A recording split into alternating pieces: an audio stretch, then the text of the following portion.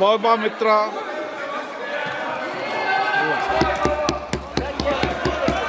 Srimati Mahbooba Mitra. Thank you. Honorable Speaker, sir, my esteemed colleagues in the 18th Lok Sabha, I stand here on behalf of my party. Pradhan, Mr. Prime Minister, Honorable Prime Minister, I would really request you, since you've been here for the better half of 1 hour, ये भी सुनते हुए जाइए sir, डरिए मत sir, डरिए मत, 2 बार आ गए sir. You came to my area twice during the campaign, sir. आज तो सुन के जाइए sir. Never mind, my bad luck. Honorable Speaker, sir, Rahul. Honorable Speaker, sir, my esteemed colleagues in this newly constituted 18th Lok Sabha, I stand here on behalf of my party, the All India Trinamool Congress. कोई बात नहीं, वो मेरे LOP है, वो already मुझे सुन चुके हैं, वो मेरे LOP है.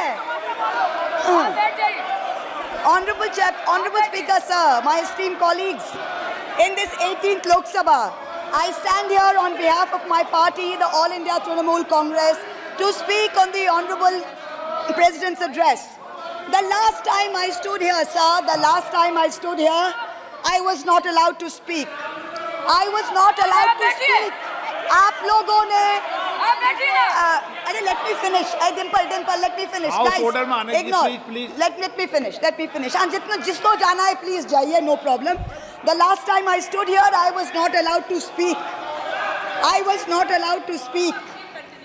But the ruling party has paid a very heavy price for throttling the voice of one MP. मुझे बैठाने का चक्कर में जनता ने आपके 63 सदस्यों 63 जन को परमानेंटली बैठा दिया. You have gone down from 303 to 240. In my maiden speech in the Lok Sabha in June 2019, I spoke on the 7 signs of fascism that were taking over this country. 5 years to the date, on June 27, 2024, this House saw the unprecedented scene of the marshals welcoming the President of India, the Honorable President, with a Sengol in their hand. The Sengol is a symbol of the supreme authority of a monarch. It has no place in the temple of a constitutional democracy. But Honorable Speaker, sir, it is understandable why this happened.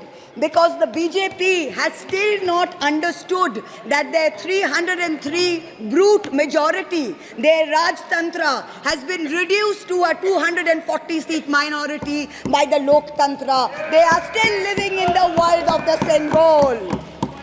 This sudden changed reality, this new reality, is yet to sink in for the treasury benches and especially for the speech writers of the Honorable President's address.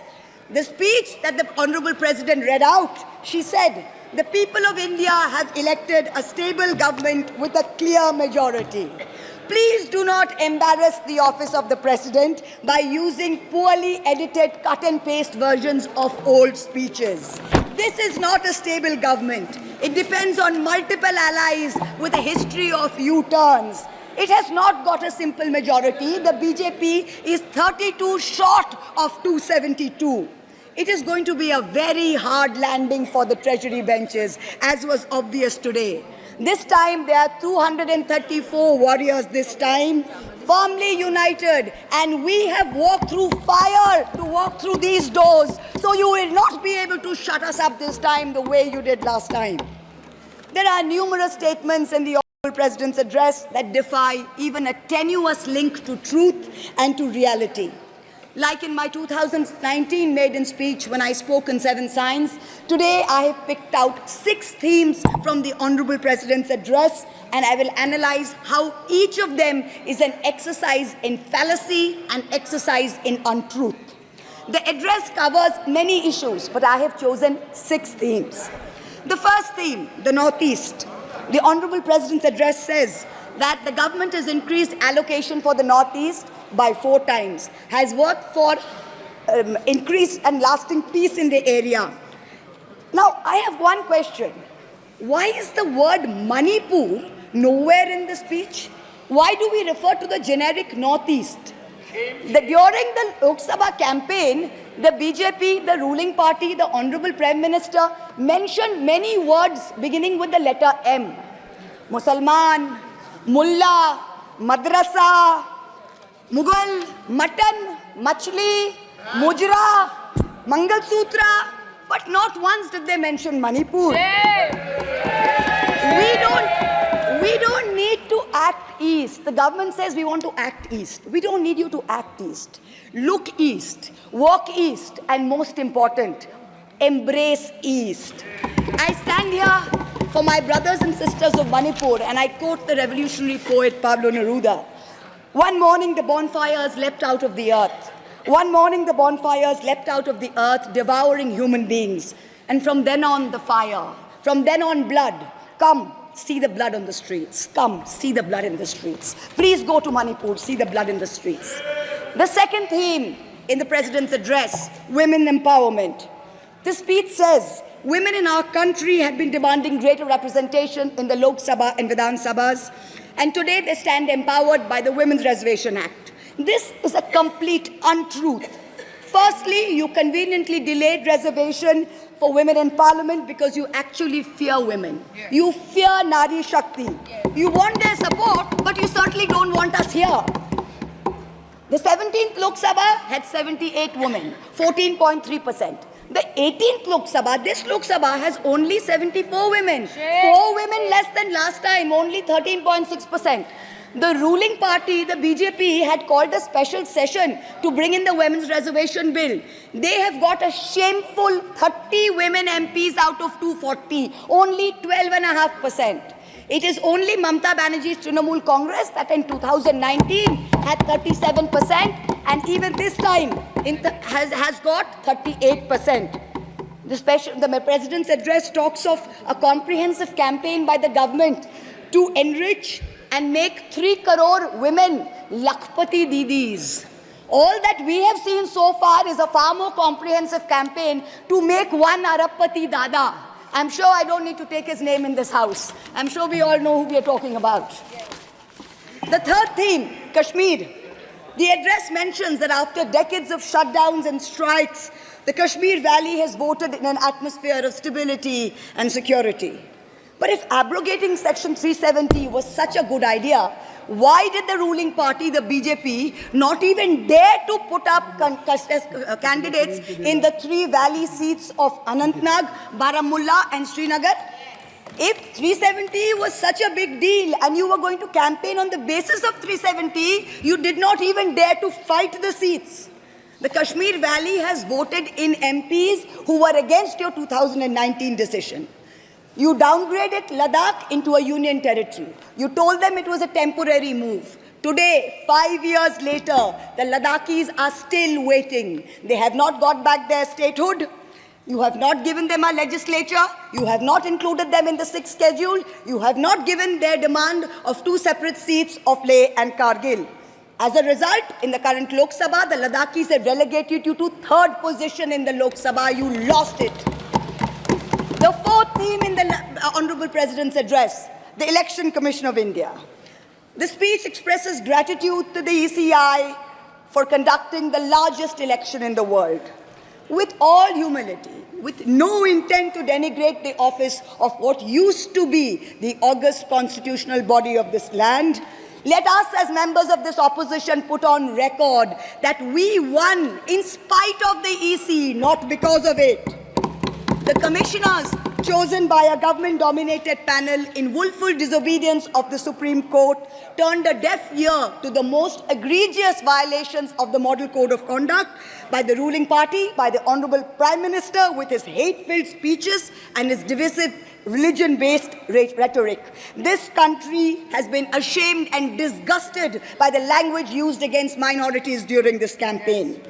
This election will go down in history where an eager and compliant election commission turned a blind eye and a deaf ear against the excesses of the ruling party when the MCC was in effect. Opposition leaders were arrested, Party accounts were frozen. ED and CBI even came into our election offices with impunity. Ultimately, the voters took charge and they said, "Bahut ho gaya. Enough is enough." The fifth theme, and here I have to commend the speechwriter's very dark, almost macabre sense of humor. The Indian Railways, aviation and infrastructure. The address says that work on the Ahmedabad-Mumbai bullet train is going on at a fast pace, and Indian Railways is doing feasibility studies for bullet train corridors in the north, in the south, in the east of India. Now I'm going to ask the government a question. Why are you, Honorable Chairperson? Is this a cruel joke? You are sanctioning 1,08,000 crores, 1,08,000 crores for one single Mumbai-Ahmedabad bullet train. A basic high-speed rail network costs 200 crores per kilometer. The Indian Railways is touting the Kavach anti-collision system. It's an automatic train protection system as the cheapest in the world, says 50 lakhs per kilometer is the cost. The total rail tracks in India is roughly about 126,000 kilometers. So the cost of covering all of India with Kavach is going to be 63,000 crores. All of India's Kavach costs 63,000 and one single Ahmedabad-Mumbai bullet train costs 1,08,000. Please look at the numbers. Last June in Balasore, 3 trains collided, 296 people died. The ministry said Kavach was not operational on that route. Last week, Kanchenjunga Express collided with a goods train in New Jalpaiguri. 10 people died. Again, the ministry said Kavach is not operational on the route. The Economic Times had a survey which said at the current level of funding, it will take 50 years for all of India to be covered under Kavach. And you're telling us about bullet trains. And please don't start shouting about what it was during Nehru's time. We don't know and we don't care. False equivalences cannot take the place of real body bags. The address mentions about how India is apparently the third largest domestic aviation hub of the world. In truth, India's airports have become domestic hazard hubs. First in Jabalpur, then in Delhi, then in Rajkot. Newly constructed airports have canopies falling down, killing people. The newly constructed Rampath in Ayodhya has had 3 cave-ins in the last week. The Pragati Maidan tunnel is flooded. The Atal Setu has developed cracks. The Ram temple's roof is leaking. This is exactly what happens when infrastructure is poorly planned and rushed in order for photo opportunities by the Supreme Leader. Yes. The sixth theme, competitive cooperative federalism. Honorable Chairperson, sir, the last decade saw the most brutal government-sponsored throttling of cooperative federalism that this country has ever seen. I speak for my own state of West Bengal. The centre has withheld 7,000 crores in Manrega funds. 17 lakh households have been deprived for work already done. It has held back 8,200 crores under the rural housing scheme, over 11 lakh houses sanctioned but not paid. Another 1,000 crores has been held back in pension and PMGSY. A total of 16,000 crores. When we went to meet the Rural Development Minister, we were dragged out by the Delhi police and bundled into prison vans. Last week, as a delegation, we went to meet with Atishi of the AAP, who was on hunger strike. Look at what is happening in the AAP government in Delhi today. The Aam Aadmi is in power in Delhi. There was a 1994 water sharing agreement which mandated Haryana to release 613 million gallons of water per day to Delhi. Haryana is run by the BJP government, and they have reneged on this agreement. They are releasing 100 million gallons less per day, as a result of which 28 lakh people in Delhi are having to go without water per day. This government's competitive cooperative federalism seems to be an exercise in how to compete on how to choke opposition-run states. भैया हमको बैठाना आप पे बहुत भारी पड़ा, हमको मत बिठाइए, बहुत भारी पड़ा आप पे, बहुत भारी पड़ा. The government spent the past 5 years. Honorable member, kindly address to the chair. The government spent the first 5 years in almost perfecting an elected autocracy. And by the end of 2023, this government had reached the pinnacle of their arrogance. where this parliamentary democracy was replaced by a monstrous super cult, the cult of the supreme leader, the non-biological leader, born of the Paramatma, who stood in this house and proclaimed, "Ab ke baar 400 par, and ek akela kitno pe bhari pada." This was the turning point. This was the turning point when the destiny of the ruling party changed. Whether in Greek mythology, whether in Indian mythology, if you act with arrogance towards the gods, you will be punished. We have 33,000 gods in India. But in our democracy, the most supreme of them is the Gana Devata, the Lord of the people, and they have punished you. You may have formed a government again, but yours is a Pyrrhic victory. A victory which inflicts such a devastating toll on the victor that it is tantamount to a defeat.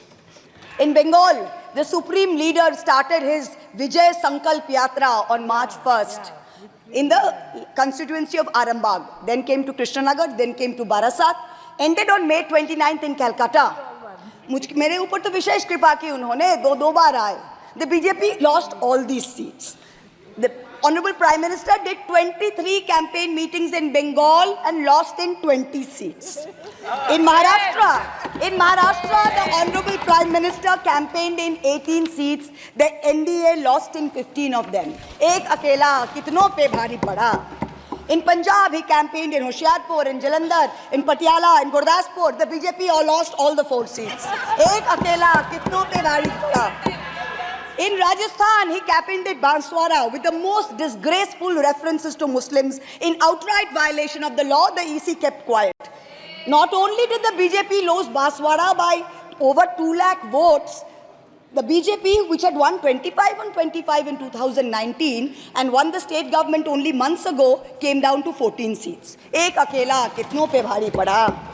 3 states, Uttar Pradesh, Maharashtra and Bengal, account for 170 seats. That is exactly 1/3 of India. The BJP won in only 54 of them. Ek akela kitno pe bhari pada.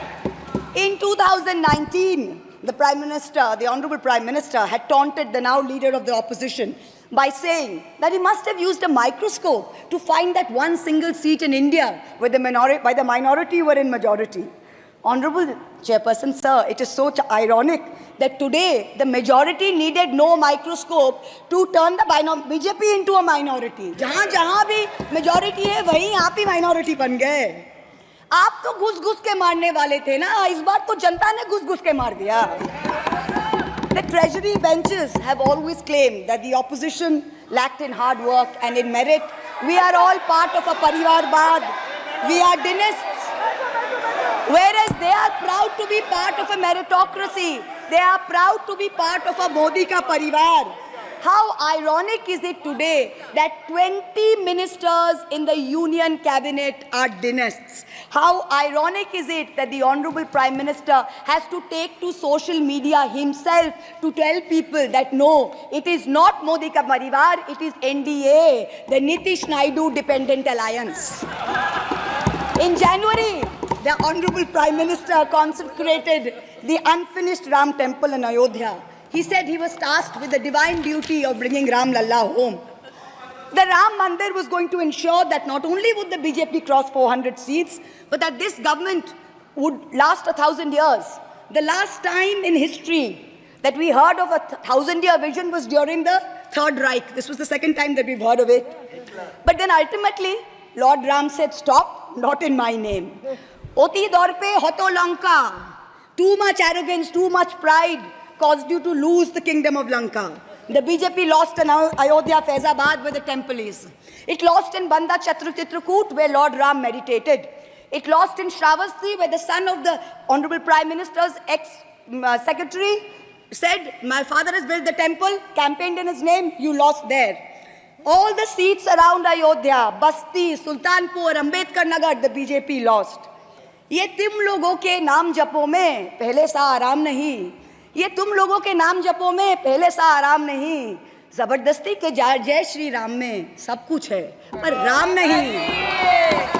जबरदस्ती के जय श्री राम में सब कुछ है पर राम नहीं. Today in India, there are 2 types of leaders. Those of us who come via the voting machine And then there are many who come via the washing machine. There are still people who say, wait, you don't know Modi ji. Wait 6 months and see. The BJP will get 300 members. To them I say, no, this will not happen this time. Because every potential turncoat will have to choose between temporary greed or fear and between permanently becoming politically irrelevant. So you can offer you can accept a temporary offer of a ministry, you can accept a temporary settlement of an existing trumped-up CBI or ED case, and you can switch parties. But when you go back to the electorate will punish you. Most turncoats have been punished by the electorate. Also this time, India has very large, solid block components. The Congress has 100 seats. SP has 37 seats. Trinamool has 29 seats. DMK has 22 seats. NCP and UPTA have 17 seats. So this is not a ragtag bunch of members that you can lure away. This is a solid block. So yes, it's a question of time. But the question is not whether they will get 300. The question is when people will join us and we will cross 272. The ruling party's politics have always been along the lines of religious hate and ethnic divisiveness. But even at the height of their power, when they got 303 seats, 1 out of 2 Hindus had not voted for the BJP. This time, even in their core Hindi heartland, their core voters have deserted them. The Muslims in India, over 250 of them called infiltrators, called terrorists in the land of their birth, waited silently, patiently, and bided their time. And in one voice during this election, in every state, they stood up and they told the government, and I quote the poet Puneet Sharma, "Hindustan se mera seedha rishta hai. तुम कौन हो बे? तुम कौन हो बे? क्यों बतलाऊं तुमको कितना गहरा है?" The Dalits, whom the BJP paid lip service to for so many years, realized that even the talk of 400 seats meant that Baba Sahib Ambedkar's constitution was in danger, and they deserted the party. The Marathas, whom the BJP coalition had tried so desperately to woo, realized that their promises were worth nothing. The BJP and its allies lost 7 out of 8 seats in Marathwad. The Jats, the careers of their youth at risk with this ill-conceived Agniveer scheme, their farming livelihoods threatened, their female wrestlers manhandled. They vented their ire at the ballot box. Ultimately, it was the BJP's policies of exclusion, not inclusion. You wanted to exclude everybody, and that was your undoing. You didn't need Muslims. You trampled on Dalits. You ignored farmers. You ignored Jats. You marginalized Kashmiris. Well, they consolidated their voice during this election pan-India, and today they don't need you. That's the message they've given you during this election. ये देश ही अपना हासिल है जहां राम प्रसाद भी बिस्मिल है. मिट्टी को कैसे बांटोगे? सबका ही खून तो शामिल है. That's what they said. You can't divide us. You can't do it anymore. This new India, this new frame of reference is going to be very hard for a lot of interest groups. Perhaps the first casualty is the legacy media. The Godi media was its own worst victim. The brown-nosing TV anchors and online trolls lied, spread fake information, amplified the government's propaganda. So-called psephologists who actually had printing contracts from the government of India were on TV 24/7 acting like the election was a done deal. There was no need for voting. The BJP had already won. Media moguls organized conclaves where they prostrated themselves before the Vishwa Guru. Anchors used staged interviews and set up scripts. In short, the media had lost all credibility. So when you asked the people during surveys which way they voted, they didn't trust you and they didn't tell you the truth, which is why you got it wrong. Ram Kamal Jha, the editor of the Indian Express, remarked that some media owners were so comfortable on their knees that it hurts to stand up. To them we say, please stay where you are. There is a new generation of journalists in India today with spine, with integrity, and with courage. A media you have done your best to silence with fake cases and attempts and censorship, but they have survived and they will thrive in the digital space. I will also touch upon another pillar in our democracy, the judiciary. 2 days ago, the Honorable Chief Justice of India, while on a visit to Calcutta, remarked that judges were not deities. They are here to dispense justice with compassion. Just as one can't be partly pregnant, you are either are or you're not. Justice and democracy too must be absolute. They cannot partly be in effect. The retirement age for High Court justices is 62, and the retirement age for Supreme Court judges is 65.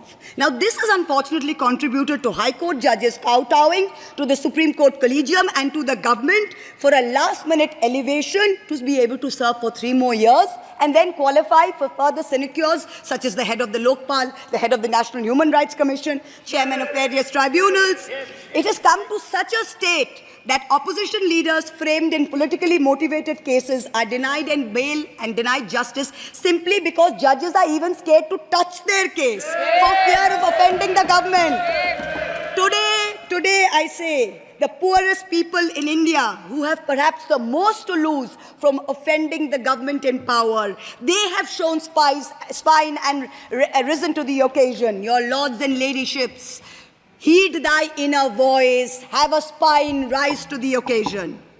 7 months ago, on the 8th of December, this house was transformed into a Kuru Sabha, presided over by a blind Dhritarashtra, where Dushrasan Darbaris made every attempt to disrobe Draupadi.